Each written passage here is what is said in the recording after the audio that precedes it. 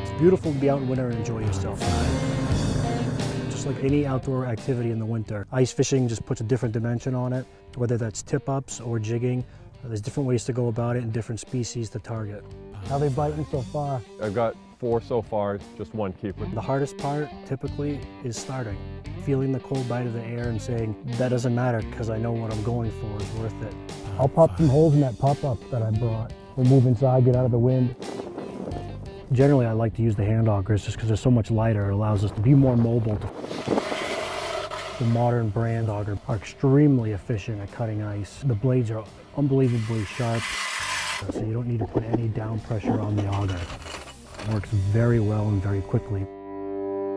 We're ice fishing with sonar units for lake trout. Typically, if there's 2 anglers together, we'll put in 3 holes, 1 for the transducer for the sonar unit, and the other 2 for fishing. Follow your jig from the surface down.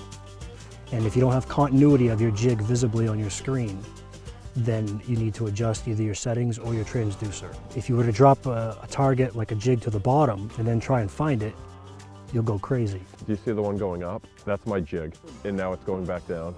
And then the darker ones are fish. I just love it. It's like a video game.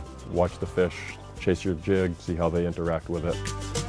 A sonar in and of itself will not get you to catch fish. You still have to combine angling experience and knowledge. The sonar is another tool. When you combine angling experience with the sonar, you become very versatile. He's coming. He's charging hard. Okay, I'm gonna stop because I don't want to take him away from you. Crazy. Dropped. Yeah, so this fish, we're in 133 feet of water, and my friend Jason here just had a lake trout follow his jig to 60 feet without biting it. The refusals make you just as determined as the hookups and the successes. I'm gonna change the lure. That's too many chases in a row without them hitting. Basically, you try and see what they like, and you try and replicate it, or see what they don't like and don't do it again.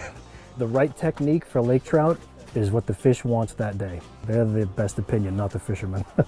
So like today we've had a slow bite so far, but that's fishing. Everything can change in 1 minute. Yeah. Well, fighting pretty good. The basics are get out here and do it. The follow-up is you'll learn as you go, and it helps to have a mentor to bounce information off of. The best way to learn is by doing it.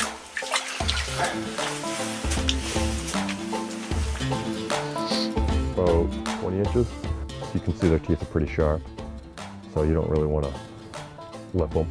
Your own twist on the same methods is really what makes it unique to you. There's a camaraderie and a friendship that comes along with any activity that's a little bit harder to do. We are fishing for the fish, but we're really chasing the memories.